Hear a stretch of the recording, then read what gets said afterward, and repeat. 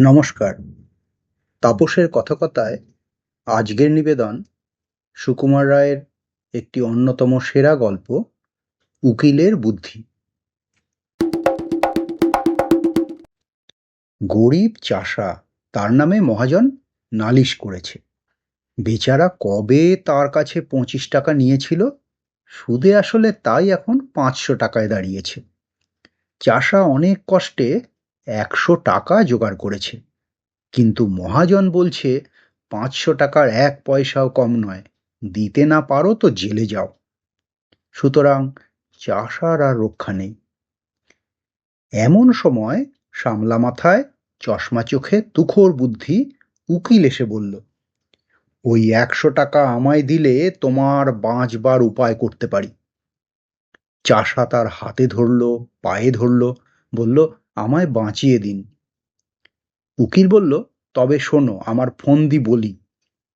যখন আদালতের কাঠগড়ায় গিয়ে দাঁড়াবে, তখন বাপু কথা টথা কইও না।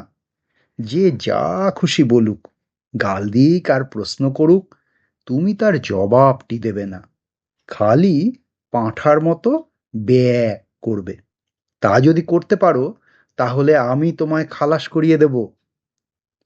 চাষা বলল, আপনি কর্তা যা বলেন তাতেই আমি রাজি। আদালতে মহাজনের মস্ত উকিল চাষাকে এক ধমক দিয়ে জিজ্ঞাসা করল, তুমি 7 বছর আগে 25 টাকা কর্জ নিয়েছিলে? চাষা তার মুখের দিকে চেয়ে বলল, বে। উকিল বলল, খবরদার, বলো নিয়েছিলে কিনা। চাষা বলল, বে। উকিল বলল, হুজুর, আসামির বেয়াদপি দেখুন। হাকিম রেগে বললেন, ফের যদি অমনি করিস, তোকে আমি ফাটক দেব। চাষা অত্যন্ত ভয় পেয়ে কাঁদো কাঁদো হয়ে বলল, বে বে। হাকিম বললেন, লোকটা পাগল নাকি? তখন চাষার উকিল উঠে বলল, হুজুর, ও কি আজকের পাগল? ও বহুকালের পাগল, জন্মে অবধি পাগল। ওর কি কোনো বুদ্ধি আছে, না কাণ্ডজ্ঞান আছে? ও আবার কর্জ নেবে কি? ও কি কখনো খত লিখতে পারে নাকি? আর পাগলের খত লিখলেই বা কি? দেখুন দেখি, এই হতভাগা মহাজনটার কাণ্ড দেখুন তো। ইচ্ছে করে জেনে শুনে পাগলটাকে ঠকিয়ে নেবার মতলব করেছে। আরে, ওর কি মাথা ঠিক আছে? এরা বলেছে এইখানে একটা আঙুলের টিপ দে, পাগল কি জানে, সে অমনি টিপ দিয়েছে। এই তো ব্যাপার। দুই উকিলে ঝগড়া বেঁধে গেল।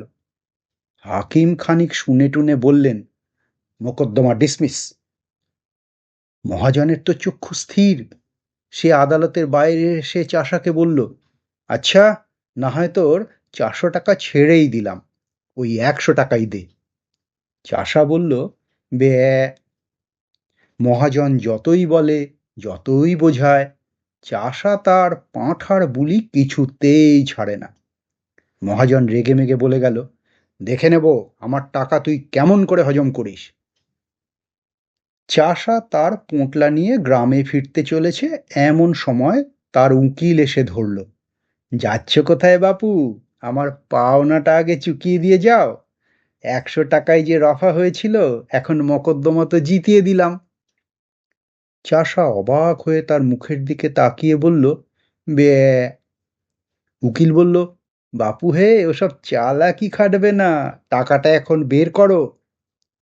চাষা বোকার মতো মুখ করে আবার বলল, বে।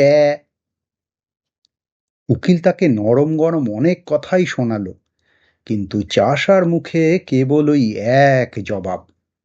তখন উকিল বলল, হতভাগা গোমুখ্য পাড়া গিয়ে ভূত, তার পেটে এত শয়তানি কে জানে। আগে যদি জানতাম, তাহলে পোঁটলা শুদ্ধ টাকাগুলো আটকে রাখতাম। বুদ্ধিমান উকিলের আর দক্ষিণা পাওয়া হলো না।